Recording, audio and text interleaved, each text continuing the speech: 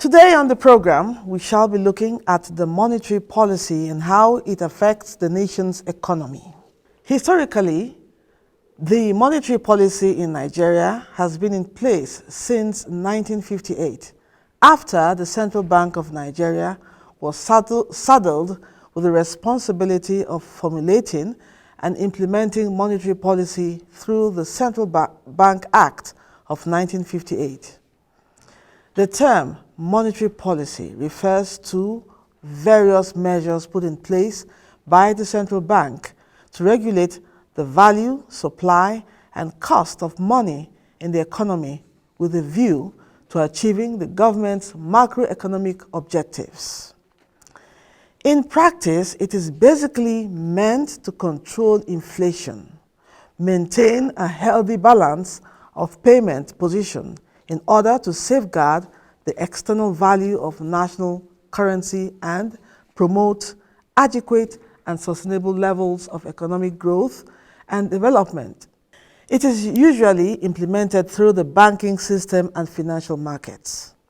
With the inflation rate and national economic challenges that we are currently facing, can we say the Nigeria monetary policy is effective? Our program will find answers to these questions and more. I am Lydia Odijochi. Thank you for joining us. I'll be back in a moment. Stay with us.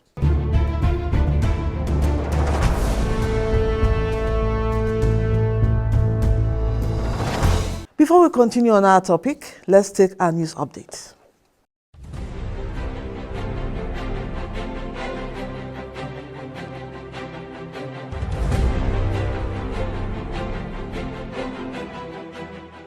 Despite the end of festivities, the hike in prices of goods and services seem to have taken a continuous shift in markets across the country. In a recent survey conducted at the famous Terminus Market within the Jos Metropolis of Plateau State, business owners are obviously passing through difficult times as they record low level of patronage arising from unstable prices of commodities.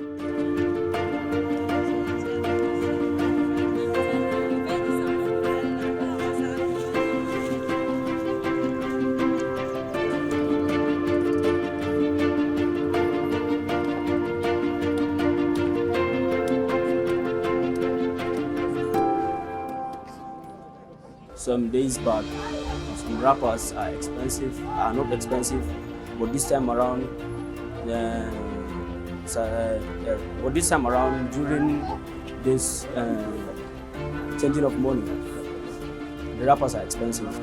This time around during Christmas, the wrappers are expensive, and during Salah sometimes you feel the wrappers are expensive, are high.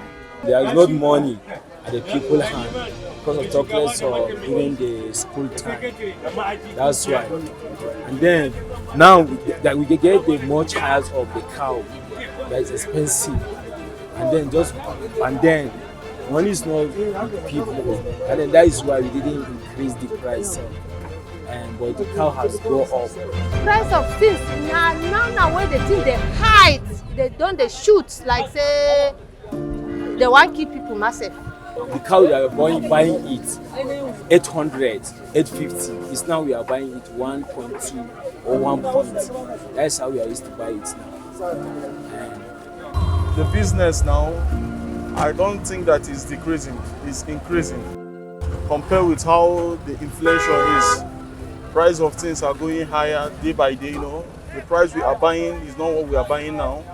So we are not seeing it easy, but we thank God that people are, you know, patronizing us, you know, still market is still moving. Some days back, some robbers, there is some cottons where we they buy, there is the range of 2.5, now we reach 3,000. Okay.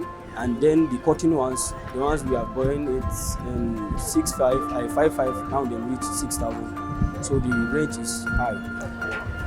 Actually, some people are coming, the ones that get money, but actually the upper is high, the expensive of it. Due to the increase of this, people are not coming because money expensive, everything is cost. You are buying something, you are buying it before, you are buying it 6,000, now you reach 7,000 or 7,500. So it's just only people that has money coming here. Of course, you know, when things are high, people don't, there's people that buy, there's people that don't buy. Like now, it's high. So maybe people come to market, but they don't buy like the way we sell last year. So things are, people are not coming at all, Sha. Basically, our customer is people not like before much. Because of now, you know, there is this full time, people they are concentrated about their fix. People know they come like before. Maybe the price come height pass power people way before, like people they come. Like say I go carry ugu before 2,000, I go finish for one day. But now when I go carry ugu, even 1,000 now, I not go finish am one day. So because of that price, we don't pass people power. Now people don't they run. They don't they buy kaya like before. The buyers are also not left out as they complain about the fluctuating prices and lack of purchasing power, adding that it has tampered with their plans for the year. I came to buy meat. The one that we used to buy, maybe the one they used to cut it, let's say 50 naira before. Now it's 100 naira. So you can see that things are not like before. Everything has just gone up. Because if a customer comes now, if you give him food now, let's say we used to give him maybe 500. Now we say 800, then we say it's still expensive. So we have to reduce everything, we have to reduce it. We have to reduce the price again. It is a fact that businesses exist for customer satisfaction and by extension profit maximization. In a bid to strike a balance between the two, a call was made on the government and key stakeholders to set up policies that will address the factors affecting the prices of commodities and services and by extension giving hope to business owners and consumers alike. Vaku Ambi, reporting for NIPSS Policy TV.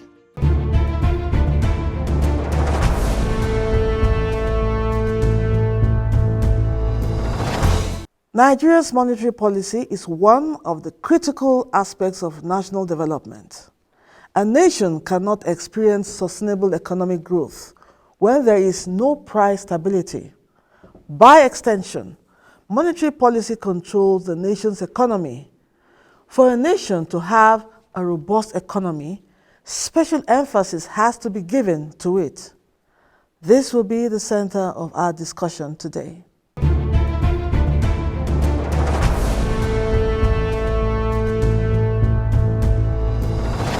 Today, our guest to discuss our topic, monetary policy, is Dr. Uche Olowu Emenai, past president and chairman of council, Chartered Institute of Bankers of Nigeria, CIBN.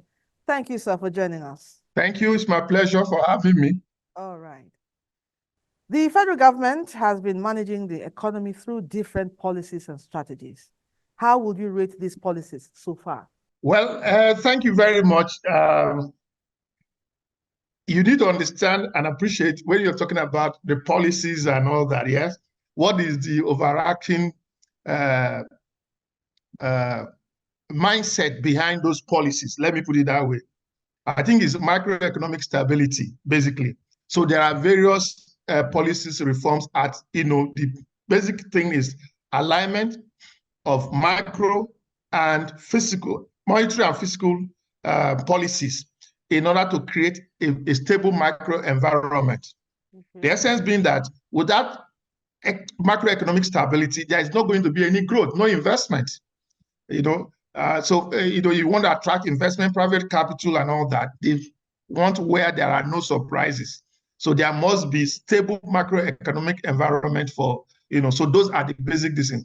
So in answering your question about how would I rate these policies, I want to mean that you are talking about this current administration. Definitely. And not. So this current administration is reform-minded administration, no doubt about it, because they understand what it takes to do business, and so they know that market reforms, there need to be market reforms in order to, jumpstart growth in the economy. And so I would rate them very high because you can see that even World Bank and some other monetary authorities have rated Nigeria. Everybody is quite happy with what so far they have seen in terms of the reforms, because the reform is designed to jumpstart growth, to create employment, create wealth. So it is very critical that they are on the right path. What are these reforms? In terms of expanding the tax net, very, very important, because our problem actually has been revenue challenge. And the fiscal policy needs to address those challenges. One is the issue of the fiscal space. Do they have a fiscal space? No. So you have to create that, expand that fiscal net. That is one. Then, of course, there are the issue of the costly petroleum subsidy that has taken away government revenue. And so that also are gone. Then the issue of the multiple exchange rate system that created, rent-seeking people to make a lot of profit out of, the commonwealth of our nation, that also gone. And so many other reforms that are coming up, especially in the consumer credit, if that comes up true. So these are all designed to, jumpstart and create wealth, growth for the economy. So for me, I will rate them high, but it's too early. It's too early. Let's see how the implementations are done, because one thing is strategy, but another is implementation. So it's very critical. But so far, they are in the right direction. Okay, from your response now, these market reforms you talk about, so far, what has been the effect on our foreign exchange? If you look at it, when you put up a policy in an economy like ours, it will take some gestation period.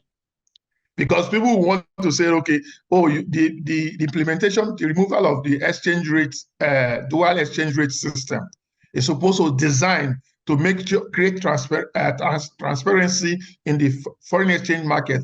Therefore, the rates should actually come down. But we have seen reverse. The rates have been going higher and higher. I want you to, but the point clearly is that medium term, you are going to see gradual, as the reform take root, you are going to see the exchange rate coming down. That one is very basic, because in an economic system, once you introduce a policy, there is usually a time lag. That lag will begin to experience better improvement in 2024. This 2024 is a threshold, is a watershed for us to see how the impact of this policy. So far, it has created some level of transparency in terms of this. But I think our major challenge, why you have not seen quite a lot of magnificent, is because of supply problem. We have supply issues in terms of the foreign exchange. And that's why government has, been trying to see how they can improve market liquidity so as to improve the exchange rate. So you can see that once the inflows come, they are releasing in tranches from Afrexim, from the World Bank, they come into the market, you expect that it will create some kind of confidence. People will not rush to go and purchase foreign exchange, and then also leakages where people, if they share fact today, people go to buy foreign exchange because that confidence, lack of confidence is there. So by the time these programs are, create that confidence, you see that the naira will stabilize at a better exchange rate. That's great. Now, to further buttress your point, let me ask you this next question. The federal government had decided to remove the dichotomy between the official currency rate and that of the black market with the hope of addressing the further sliding of the naira to the foreign exchange. Now, how would you rate the implementation of this policy? The implementation, it has been implemented. The government, the president gave that directive that you should, remove that dichotomy, and that has been removed. Just like what I was saying, it's been implemented, but the fallout is what we are grappling with. Normally, let me give you an analogy. You have someone who is having malaria, okay, and you prescribe quinine or chloroquine. So as soon as you administer that, the drug go to bring out all the, the parasites in the system. At that time, it's usually very traumatic. And that is what is happening to the economy. They have removed this. So it's, that removal, where people were rent seeking and all that, people are, it's traumatized the economy, no doubt about it. So in order to cushion this, in terms of your implementation, the question of your implementation, is that the government is trying to improve FX liquidity. And once you improve FX liquidity, you will see that Naira will find its true value.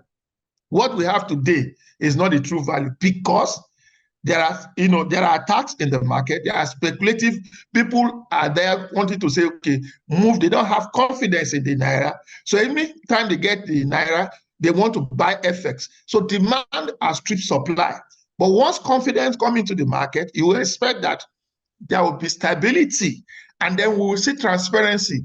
With that transparency, you will see industry investors plan. And once there is, stability, you will see FDIs will come in. Investors will want to come into the economy because they are sure that when they enter, that they will also have opportunity of taking out their money at any time without any, rancor. I think federal government has finished.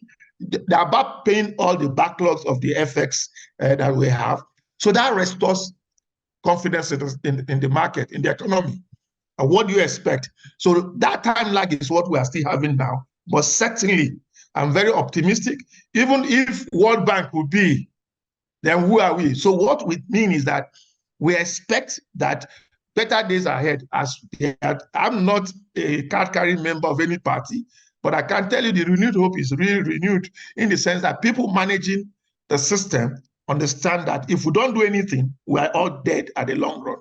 Now, many stakeholders like the Manufacturers Association of Nigeria have been complaining about the high interest rates on loans, which have increased their cost of production and also has caused them undue competition by imported products with the locally manufactured ones. Now, what do you think government should do to address this problem? Yeah, you see, the point is, let's even understand the fundamentals behind high interest rate. Now, the inflation is very high. High inflation rate will mean that the government, in order to attempt to, create some discipline, will increase interest rate. That's the relationship. So as inflation goes high, interest rate will go high. And high interest rate environment is not conducive for any manufacturing activities. It's inimical to economic growth. And so that's why the government will, is in an attempt to reduce some, try to find out how they can address this issue. But let me, further drive down the fundamental reason, the structural reforms, the structure that has led to this. One, the high, insecurity in the system has created food insecurity. Okay? And food inflation is also high because we need to have food sufficiency. You don't have that. Secondly, you also have the issue of, high exchange rate, which means the manufacturers will pass on the cost to the consumer. So all this fuel inflation, okay? So the essence of this is, okay, what can we do? First and foremost, if you look at the budget, 2024, the issue of insecurity is tackled headlong. 12% of the annual budget has been dedicated to a secured environment. Once that is implemented properly, where farmers can go freely to their farms and come and produce for the nation, food security is very, very critical. Once we get that, the surplus can be exported. So we can now begin to talk about export-led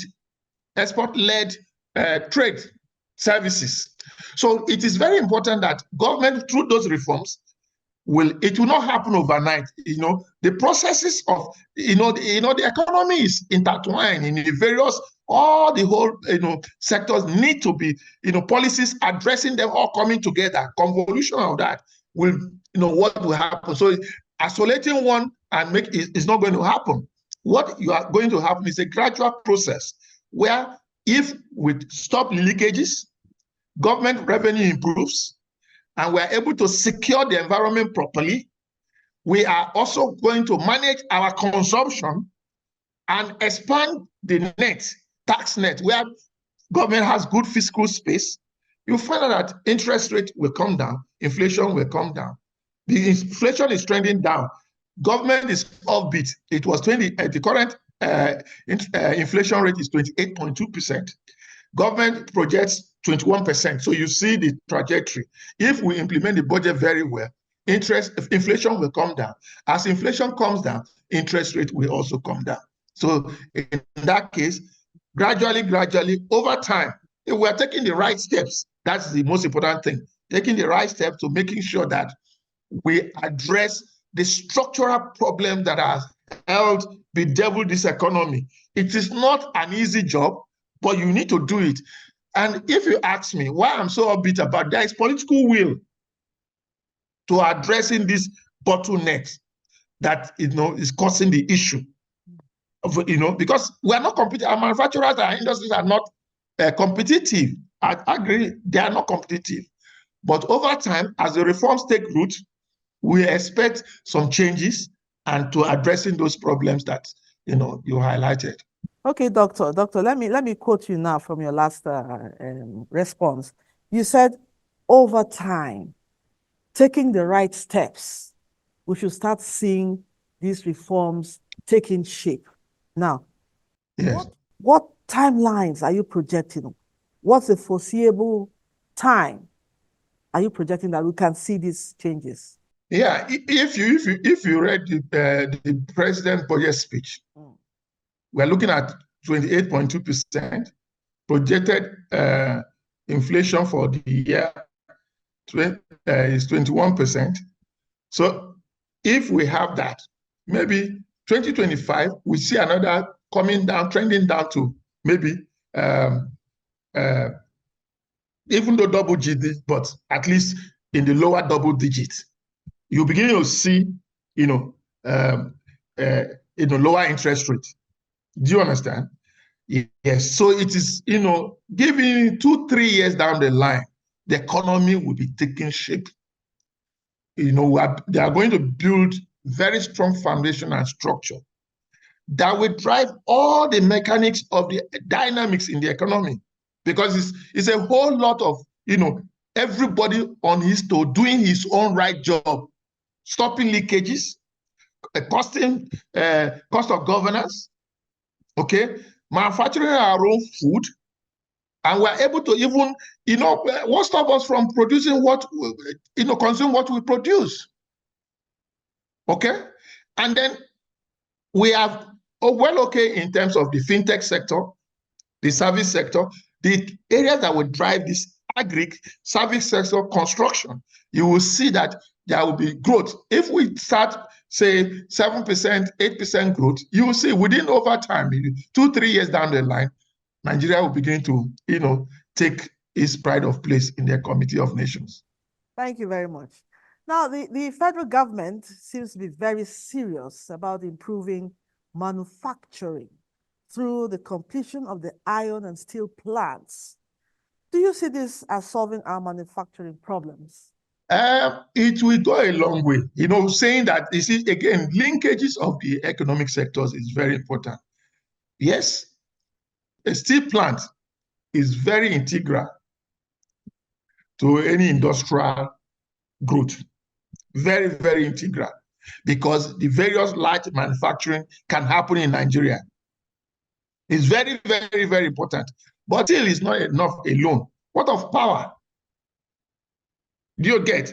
So reforms in the power sector and then completing the steel will change the equation. I know that about it. But only the steel this in, no, I don't think so. You have to, talk about the power sector, because you even require good energy sector to power the steel plants. Okay? So to answer your question, yes, it's going to go a long way, but you need the add-ons, which particularly power. Okay? Power is very, very integral, because once you bring this in, we need power to jumpstart all our manufacturing, all our every other value chain in the industrial development. We need to look at it. So power, steel. Once we address the issue of power, address the issue of steel, and we have full sufficiency, all the light manufacturing, because what it means is that Nigeria will go into light manufacturing. We don't even need to export to the advanced world. Within sub-Saharan Africa, we can do quite a lot. And after is also another area where we can trade within the African countries and make quite a lot of trade, because trade is very, very critical for economic growth and development.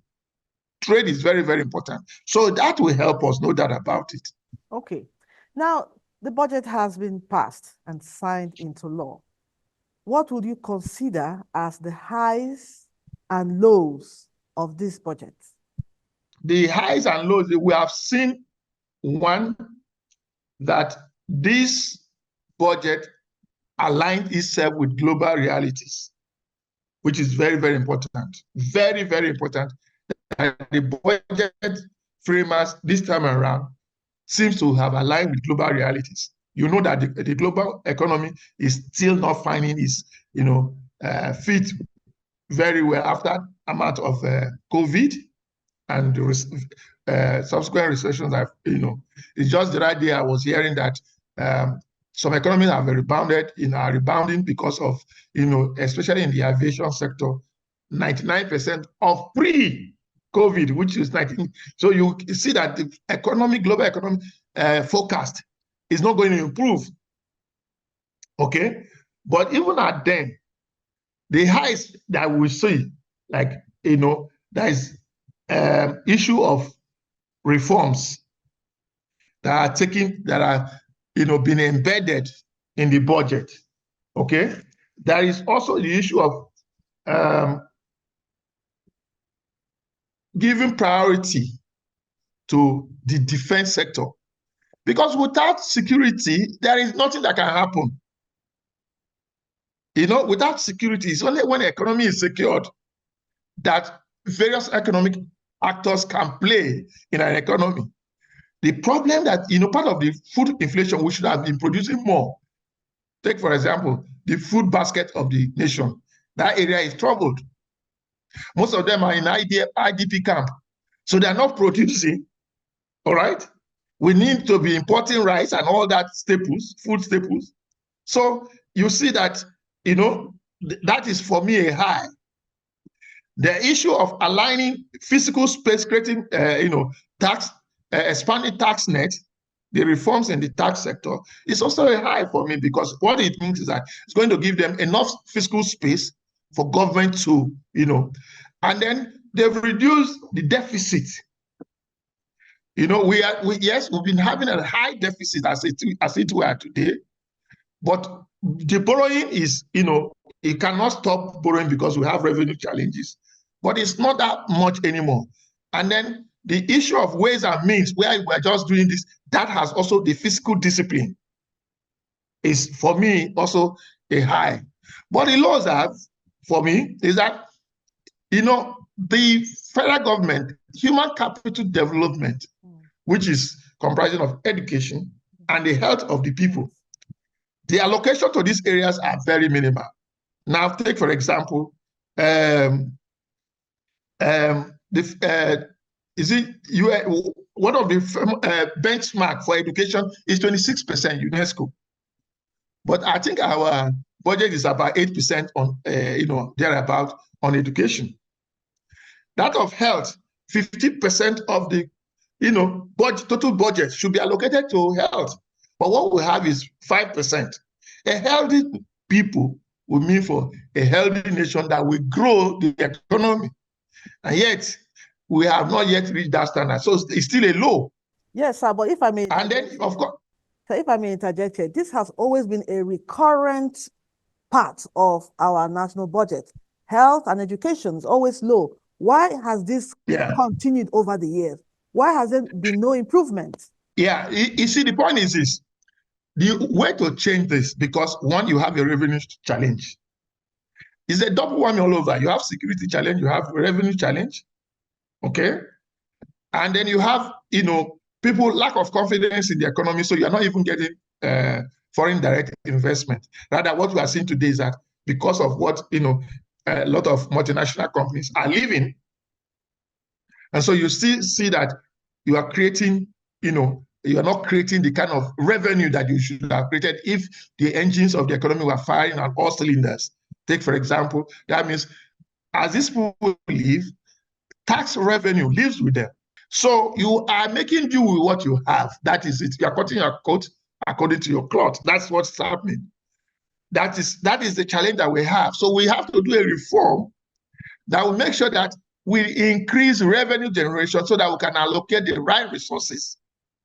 But then, again, I must warn that federal government cannot do it alone.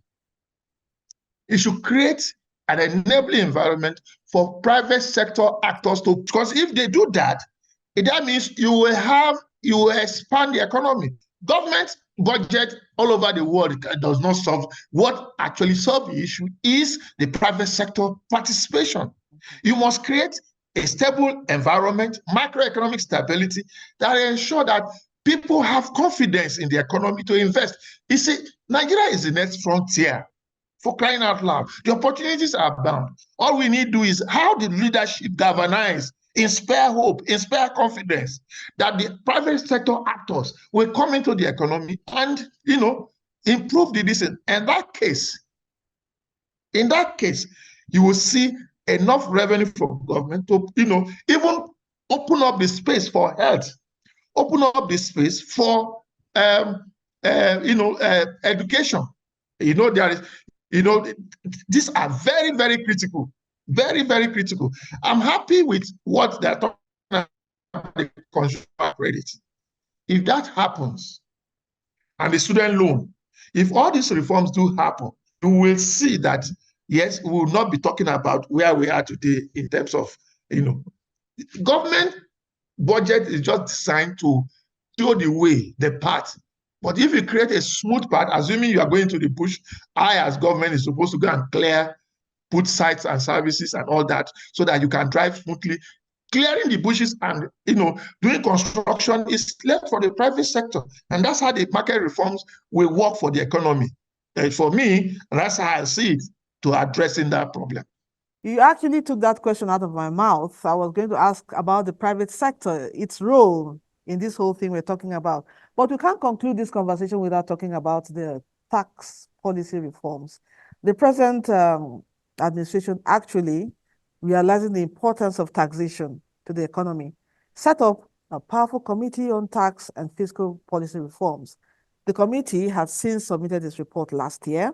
Now, are you enthusiastic about the reforms that are likely to come out through this? Yeah, sure.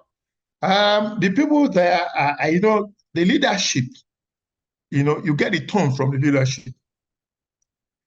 From what we are told, that the leader has once, is used to, making sure that understanding how the fiscal space, how you can generate enough revenue, because the only source of revenue to government is tax. That's the major source revenue earner. And that's why you can commit murder and go away and get away with it in advanced country. But if you commit tax fraud or you don't pay your tax, you will go in for it. The reason being that government requires tax. Our problem is that we have not, the basic step is to expand our tax base, the tax net, which part of the reforms is designed to. If people pay their taxes, government will have enough revenue, at least some good chunk of revenue, to implement some social programs that, and then create some enabling environment. So coming back to your question, if the reforms will, that is, it's hinged on, success of this administration is hinged on, making sure they get it right in terms of implementation. And you begin to see it. You begin to see various reforms that will come out in terms of, based on that report. So I am strongly optimistic that that reform, if properly implemented, will. And the people at the helm of affairs, I think they will have the right people. Political will at the top is what matters. I think we do have it. To a reasonable extent, we do have it. And we begin to see changes. The other thing is that we also need to be patriotic, that every one of us should be able to say, okay, how do we contribute to this economy? And then introduce some level of transparency, because it's one thing to collect the tax, it's for another for political actors to come and fritter away the money. So they should be held accountable.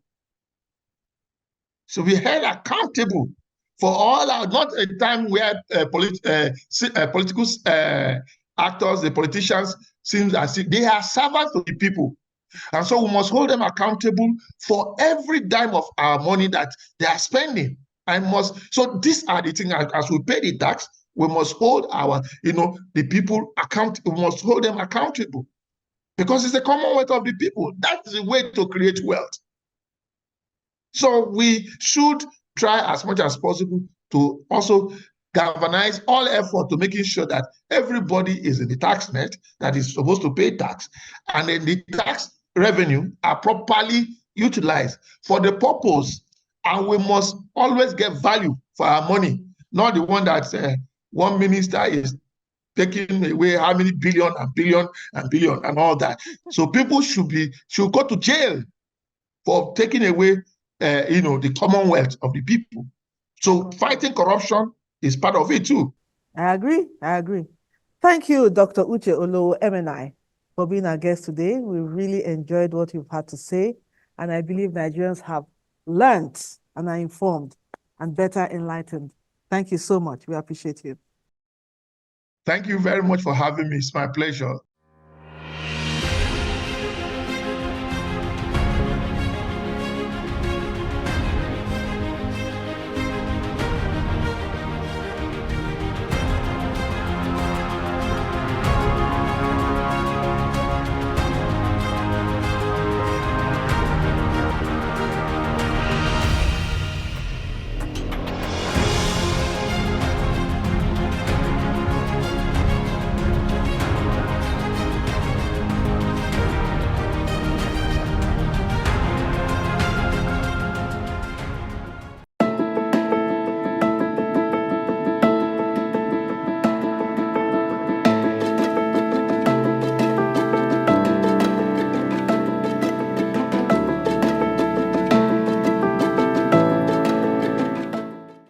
They should reduce the price of the cost of fuel.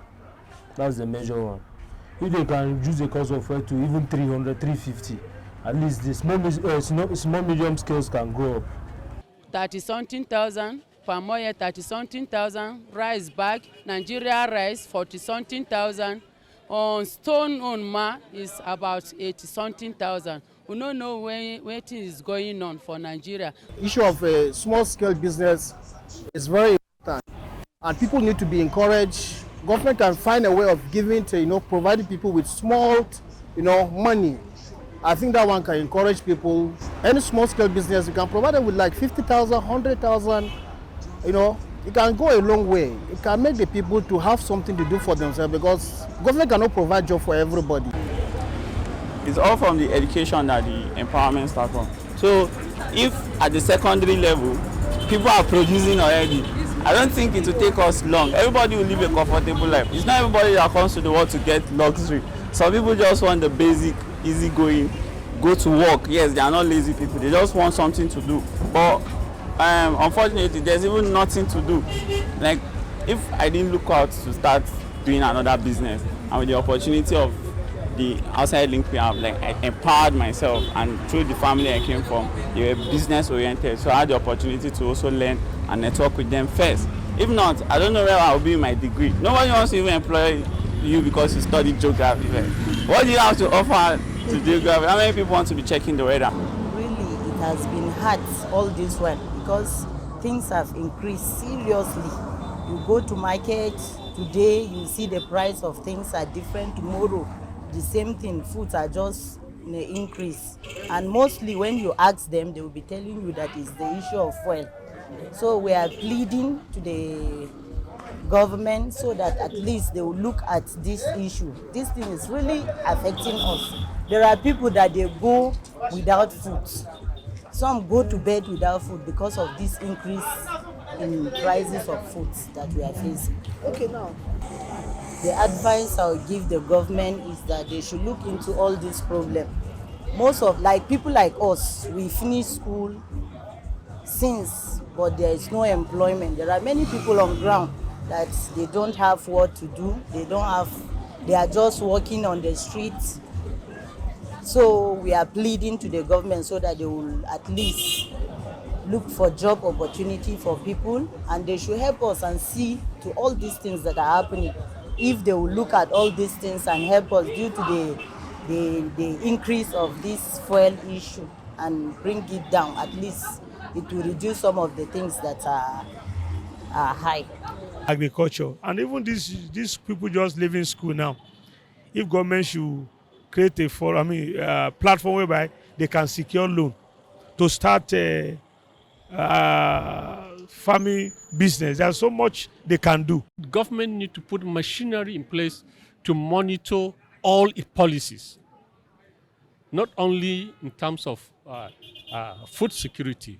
All government policy must be monitored so that the beneficiary will benefit from those policies. If not so, there are people that are ready in whatever capacity to curtail government effort. Keep watching. Keep watching. Keep watching NIPSS Policy TV.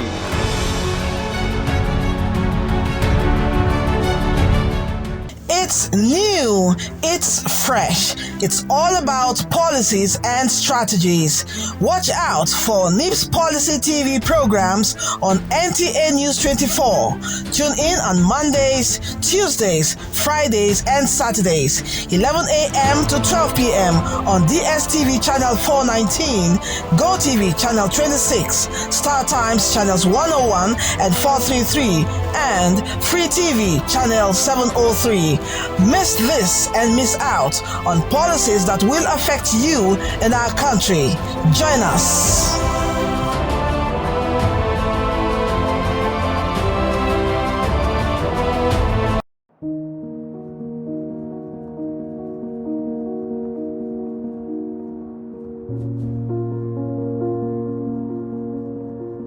As a member of the National Institute, you are constantly supposed to be working, wherever you are placed, towards a better society.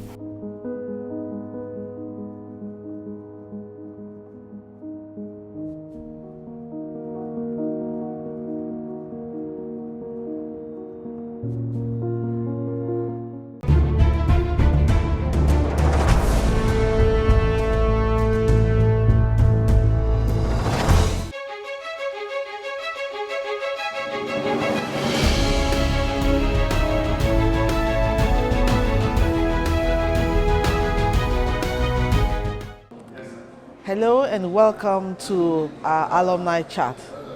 Today our chat is on a very important person, another MNI, and we're going to talk to him about everything you need to know concerning his experience as a participant. So welcome to this segment on our program. Thank you for joining us. I'm Lydia Odidiochi. Now, thank you for joining us, sir. Thank you. Now, what was your experience like as a participant while you were at the Institute? It was tough, it was rigorous. The interactions were very exciting, but equally demanding. For the lectures, of course, they were some of the best courses I've gone through. To be honest, I made the best of it. I made sure that I soaked in everything. I absorbed everything to the best of my knowledge because I knew I would need it. I knew it would be very helpful. Now tell us, how has the experience imparted on your person and your career and your life generally? For me, as a person, it has made me a very unique person. It has made me stand out everywhere I go, and it has earned me, of course, some level of recognition and should I say respect that you would expect an MNI to get. For my career, to be honest, the training at NIPSS and the opportunities I met, I have not been able to use them because I'm still reserving them. I learned too much that I can't use all of them now. That's just the truth. It's been helping my career, but I know that I've still not been able to download all. I'm a practicing journalist, and if I have to practice with the kind of human and intellectual resources I acquired at NIPSS and the relationships I made, it won't be funny. So I try to be careful, try to be moderate, try to be considered, putting the national interest ahead when I do anything, because I am now an MNI. So it kind of moderates my conduct. That is just it.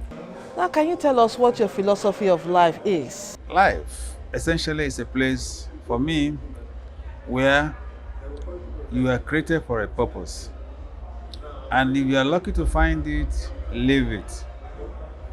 Give to society as much as you can. Defend causes that will be to the interest of majority of the people. I have been a journalist all my life, and I found the journalism as a platform for activism, doing what is right, and that is what has been my guiding principle. My professional career tallies with my principle of doing the right thing and canvassing for the good of society. What is your take on the narrative that Annie is an elitist group? No, not exactly. Yes, because of the training that we have, you might think it's elitist, but Annie tries to reflect the feelings of society. And the training at NIPSS always tries to make you think of the national interest. We put the nation, building a better society, at the forefront, and that is the guiding principle of Annie. And elitism, you may say, but in point of fact, when it comes to helping to canvass for the good of society, towards a better society, Annie is for all, thinking of the masses, thinking of the nation, and thinking of the entire society for the betterment of all. How impactful has the association been to the National Institute? You know, we cannot separate Annie from the Institute. That is a fact. Two, and whatever achievement Annie makes, directly or indirectly, impacts on the image of the Institute. So Annie and the Institute are two sides of the same coin. Now, how can Annie support NIPSS Policy TV? Essentially, I will throw the challenge to the management team of NIPSS Policy TV, you need to sit back, go back to the drawing board, and come out with what you want to do. Once you decide what you want to do, like you have your business strategy, you have the future plans, and you have exact direction of where you want to go, the people to help support NIPSS TV are in ANI, and you can always reach out to them and you get the support. ANI members belong to various sectors of the society, and they can help grow the NIPSS TV. That's the truth. Now, who is your mentor and why? Mr. Nosa Igebo is a journalist, the man who will give direction. He was the boss at TEL, but he was a very humble person. And for me, I look up to his style of journalism, his style of leadership, his style of writing, his style of relationship with people as something I aspire towards achieving in life. Finally, what would you recommend to the Institute to make it better? The Institute is always a place for excellence, and you know, it's success already. And they say the prize for success, right? Or the punishment for success is more is for hard work. When you have succeeded, you are encouraged to do more hard work so that you can continue to succeed. So what I will advise the Institute to do is to ensure that the standards that they are renowned for is not lowered, to ensure that the right crop of leaders, the right crop of directing staff, the right crop of participants, and the right kind of policies that will make them stand out even more than they, because NIPSS is known for policy and for excellence, and I am very sure they have not tapped the opportunities available to them in the outer world, in the media, in the business sectors, in policy arena, and even among the professional sectors. I mean, different kinds of areas that you find people that can be useful. I believe a lot more can be done to tap in. NIPSS can be seen to be collaborating with different agencies and doing things that they know that once people know that yes, it's coming from NIPSS, everybody will want to just pay attention. I think they can do a lot more. Thank you so much for being our guest on Alumni Chat. Thank you so much indeed. We appreciate your time.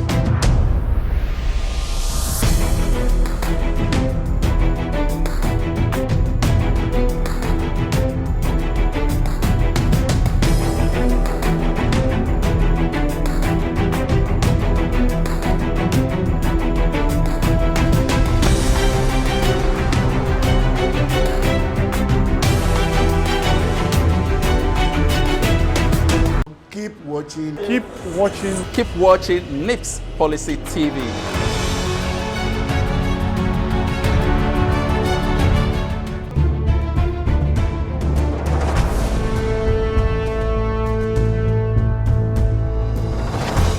We cannot discuss national development without discussing monetary policy. It is the heartbeat of the nation's economy. When it is properly enforced, prices become stable in the market and the economy booms. All Nigerians look forward to this. Before we go, remember to be a productive Nigerian. God bless Nigeria. That's it on the program today. Thank you for being a part of it. Hope you have been well educated and enlightened. I am Lydia Odijeochi. See you next time, and goodbye.